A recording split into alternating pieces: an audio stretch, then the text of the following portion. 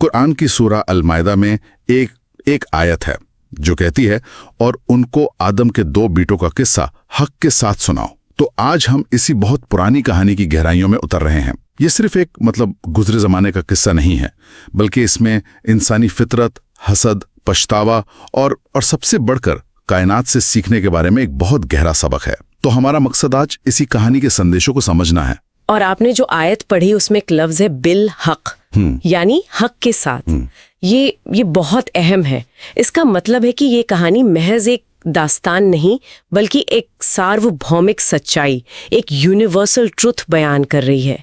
ये किसी एक कौम या मजहब के लिए नहीं, ये तो पूरी इंसानियत के लिए एक आईने की तरह है। तो कहानी की शुरुआत होती है एक कुर्बानी से। आदम के 2 बेटों ने अल्लाह के लिए अपनी तरफ से एक पेशकश की। एक की पेशकश कबूल हो गई और दूसरे की नहीं हुई। बस यहीं से कह सकते हैं कि इंसानी तारीख का रुख बदलने वाला था। जिसकी कुर्बानी कबूल नहीं हुई, उसके दिल में हसद की यानी जलन की एक आग भड़क उठी। और वो आग इतनी तेज थी कि उसने अपने ही भाई से साफ साफ कह दिया। क्या कहा? मैं तुझे जरूर मार डालूंगा। वो अपनी नाकामी को बर्दाश्त ही नहीं कर पाया और उसका सारा गुस्सा अपने भाई पे निकला, जो कि बेकसूर था। ये जो हसद या जलन है, ये कितनी खतरनाक चीज है। एक पल में इंसान की सोचने समझने की ताकत खत्म कर देती है ना? बिल्कुल। वो भाई शायद फितरतन कोई बुरा इंसान नहीं था, लेकिन उस एक एहसास ने उसे कातिल बनने की दहलीज पर ला खड़ा कर दिया। बिल्कुल। कुरान इसी इंसानी कमजोरी पर रोशनी डालता है। हसद वो आग है जो सबसे पहले उसी को जलाती है जिसके दिल में ये पैदा होती है। उसने अपने भाई को मारने की धमकी देकर असल में सबसे पहले अपनी इंसानियत को खत्म करने का ऐलान कर दिया था। लेकिन उस दूसरे भाई का जवाब, वो तो हैरान करने वाला है। हाँ, उसने बदले में गुस्सा नहीं दिखाया, कोई धमकी नहीं दी। नहीं, उसका जवाब बहुत गहरा और सब्र वाला था। उसने कहा, अल्लाह तो सिर्फ मुत्तकियों से ही कबूल करता है। मुत्तकियों से? जी। अब ये मुत्तकी लफ्ज समझना जरूरी है। मुत्तकी उस इंसान को कहते हैं जिसके दिल में खुदा का एहसास हो, जो सही और गलत की तमीज रखता हो, जो अपनी जिंदगी को अनुशासन में गुजारता हो। तो वो भाई कह रहा था कि किसी चीज का कबूल होना या न होना ये दिखावे पर नहीं, बल्कि तुम्हारी नियत और तुम्हारे किरदार पर निर्भर करता है। और उसने आगे ये भी कहा कि अगर तुम मुझे मारने के लिए हाथ उठाओगे तो भी मैं तुम पर हाथ नहीं उठाऊंगा। मैं अल्लाह से डरता हूं। ये तो कमाल का आत्मनियंत्रण है। हाँ, उसने साफ कर दिया कि मैं तुम्हारे गुनाह में शरीक नहीं बनूंगा। लेकिन जिसकी अक्ल पर पर्दा पड़ चुका हो, उसे नसीहत कहाँ असर करती है? उसके नफ्स ने उसे कत्ल पर आमादा कर ही लिया। ये नफ्स, ये भी एक बहुत गहरा लफ्ज है। अक्सर लोग इसे सिर्फ अहंकार या ईगो समझ लेते हैं। हाँ, लेकिन ये उससे कहीं ज्यादा है। नफ्स इंसान की वो अंदरूनी ख्वाहिशात हैं। हाँ। वो भावनाएं, वो अहंकार जो उसे अच्छे और बुरे दोनों रास्तों पर धकेल सकता है। अगर इसे काबू में ना रखा जाए तो ये इंसान को जानवर से भी बदतर बना देता है। और यहाँ यही हुआ। उसके नफ्स ने उसे इतना उकसाया कि उसने अपने भाई को मार डाला। वो इंसानियत की तारीख का पहला कत्ल था। और मेरे लिए कहानी का सबसे हैरान करने वाला हिस्सा यहीं से शुरू होता है। कत्ल तो हो गया, लेकिन उसके बाद जो हुआ वो शायद गुनाह से भी बड़ा सबक देता है। कत्ल करने के बाद वो कातिल भाई एकदम बेबस हो गया।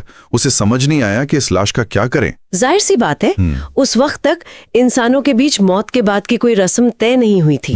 ये पहली मौत थी, और वो भी एक वहशी जुर्म का नतीजा। वो शायद डर गया था, घबरा गया था कि अब मैं इस जिस्म को कहाँ छुपाऊं। और फिर एक कौवा आता है। ये बात मुझे हमेशा सोचने पर मजबूर करती है। अल्लाह ने उसे सिखाने के लिए कौवे को भेजा। ये कुरान कहता है कि अल्लाह ने कौवे को भेजा जो जमीन को रेत रहा था, शायद किसी दूसरे मरे हुए कौवे को दफनाने के लिए। उसे देखकर कातिल को पहली बार ख्याल आया कि उसे भी अपने भाई की लाश को इज्जत के साथ जमीन में छुपा देना चाहिए। ये दिलचस्प है कि एक कौवे को यहाँ एक शिक्षक के तौर पे दिखाया गया है। जी। आमतौर पर तो हमारी कहानियों में कौवे को एक चालाक या कभी-कभी अशुभ पक्षी माना जाता है। बिल्कुल। इस नजरिए से देखना काफी अलग है। और यही तो सबक है। ये मंजर देखकर उस कातिल पर घड़ों पानी पड़ गया। आयत के शब्द हैं कि वो कहने लगा, हाय अफसोस, मैं इस कौवे जैसा भी ना हो सका कि अपने भाई की लाश को छुपा देता। और इस एहसास के बाद वो नादमीन में से हो गया। नादिमीन यानी शर्मिंदा होने वालों, पछताने वालों में से। ये जो लफ्ज है निदामत यानी पछतावा या शर्मिंदगी, ये सिर्फ सॉरी महसूस करना नहीं है ना? नहीं, बिल्कुल नहीं। ये कुरान का एक बहुत अहम मनोवैज्ञानिक सिद्धांत है। निदामत का गहरा मतलब है आत्मनिरीक्षण, इंट्रोस्पेक्शन। ये वो शर्मिंदगी है जो आपको सोचने पर मजबूर करती है, जो आपकी आत्मा को झंझोड़ती है।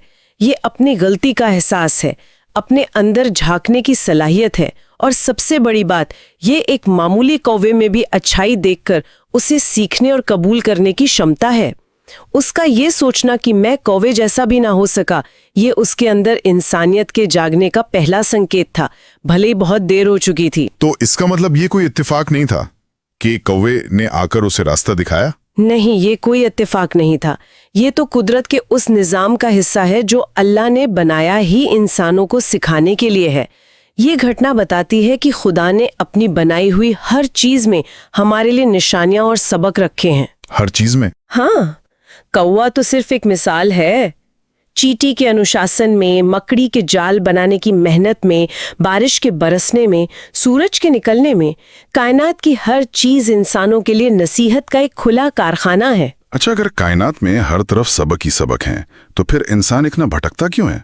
क्या वजह है कि हम ये सबक देख नहीं पाते? और यहीं पर इंसान और बाकी मखलूकात का सबसे बड़ा फर्क सामने आता है। अल्लाह ने इंसान को एक ऐसी चीज दी है जो किसी और को नहीं दी। वो क्या है? और वो है सही और गलत को चुनने की आजादी, जिसे हम इख्तियार कहते हैं। इसी आजादी की वजह से इंसान को ये मौका मिलता है कि वो या तो सीधे रास्ते पर चले या भटक जाए, और अक्सर इंसान अपनी नादानी में इस आजादी का गलत इस्तेमाल कर बैठता है, जबकि बाकी कायनात के पास ये ऑप्शन ही नहीं है। बिल्कुल। इंसान के अलावा बाकी जितनी भी मखलूकात हैं, वो अल्लाह के बनाए हुए कानून में पूरी तरह जकड़ी हुई हैं। वो उससे बाहर जा ही नहीं सकती। अगर हम गौर करें तो उन्हें 3 हिस्सों में देख सकते हैं। एक है पदार्थ की दुनिया यानी मैटर, अच्छा। दूसरे हैं पेड़ पौधे यानी प्लांट लाइफ, और तीसरे हैं जानवर। ये बहुत दिलचस्प है, जरा इसे और खोलकर समझाइए। देखिए, सबसे पहले पदार्थ की दुनिया को लीजिए। लोहा, पत्थर, पानी, हवा, ये सब हमेशा कुदरत के तय किए हुए उसूलों पर चलते हैं। आप लोहे को 1000 बार गर्म करेंगे, वो पिघलेगा ही। ये नहीं कह सकता कि आज मेरा मूड नहीं है। पानी हमेशा नीचे की तरफ ही बहेगा। इनकी दुनिया में कोई बगावत नहीं है, कोई कंफ्यूजन नहीं है। ये पूरी तरह भरोसे के काबिल है। और पेड़ पौधों की दुनिया? वो भी अपने अंदरूनी उसूलों की पाबंद है। आप आम की गुठली बोएंगे तो आम का पेड़ ही उगेगा, सेब का नहीं। वो पूरी तरह प्रिडिक्टेबल है। उनकी एक और खूबसूरत बात है, वो हमेशा देते हैं।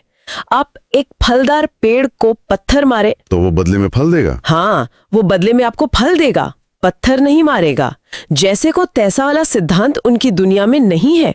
वो जमीन से, हवा से, सूरज से ग़िज़ा लेते हैं और बदले में दुनिया को फल, फूल और ऑक्सीजन देते हैं। ठीक है, और जानवरों का मामला?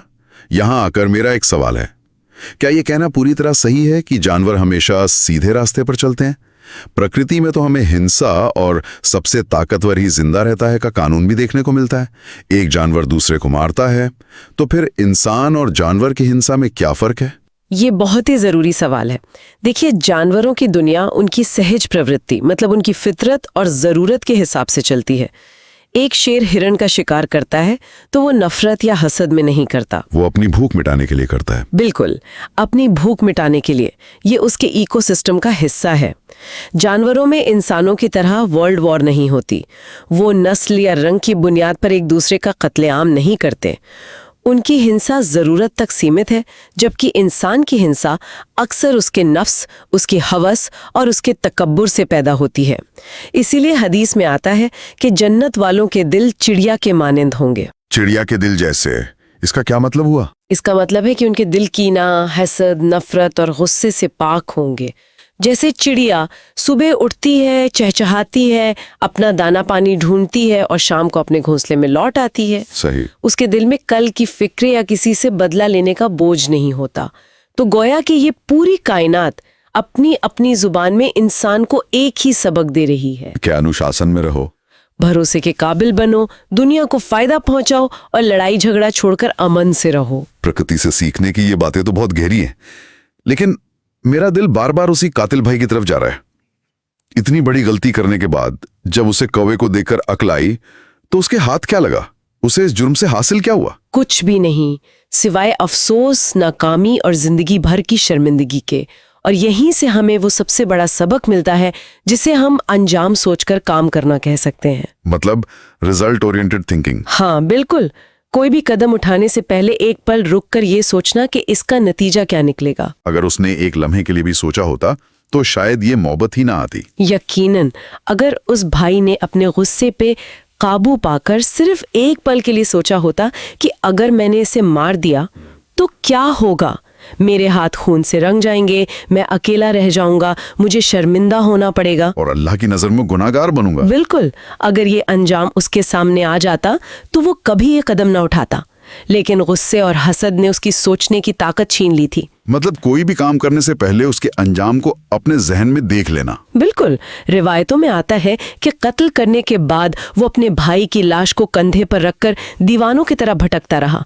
उसे समझ नहीं आ रहा था कि क्या करे। उसने सिर्फ अपने भाई को नहीं खोया, उसने अपनी ताकत खो दी। भाई की शक्ल में उसे एक साथी, एक सपोर्ट सिस्टम मिला था जिसे उसने अपनी ही नादानी से तबाह कर दिया। अपना वक्त, अपनी एनर्जी सब बर्बाद कर दिया। सब बर्बाद कर दिया और बदले में उसे जिंदगी भर का पछतावा मिला। ये कहानी ये इंसानी तारीख की बिल्कुल शुरुआत में हुई और ये सबसे बड़े जुर्म यानी कत्ल के खिलाफ एक तरह से ट्रेंड सेटर मिसाल बन गई। इतिहास के आगाज में ही इंसानियत को बता दिया गया कि हसद और गुस्से का अंजाम तबाही के सिवा कुछ नहीं है। हाँ, एक बुनियाद रख दी गई, एक लकीर खींच दी गई कि ये रास्ता बर्बादी का रास्ता है। आज की इस पूरी बातचीत से ये साफ हो जाता है कि हमारे आसपास की दुनिया खाली नहीं है, वो सबकों से भरी हुई है। सितारे, पेड़, जानवर, यहाँ तक कि एक मामूली सा कौवा भी हमें बहुत कुछ सिखा सकता है। जरूरत सिर्फ अपनी आंखों और दिल को खोलने की है और अपने अंदर की निदामत यानी आत्मनिरीक्षण की उस सिफत को जगाने की है जो हमें गलतियों से सीखने में मदद करती है। प्रकृति का हर कण, पदार्थ हो, पौधे हों या जानवर, अपने तय रास्ते पर इतनी शांति और अनुशासन से चल रहा है, तो इंसान जिसे सोचने, समझने और चुनने की सबसे बड़ी नेमत मिली है, वो क्यों बार बार रास्ते से भटक जाता है? क्या इंसान को मिली यही आजादी ही उसकी सबसे बड़ी आजमाइश है?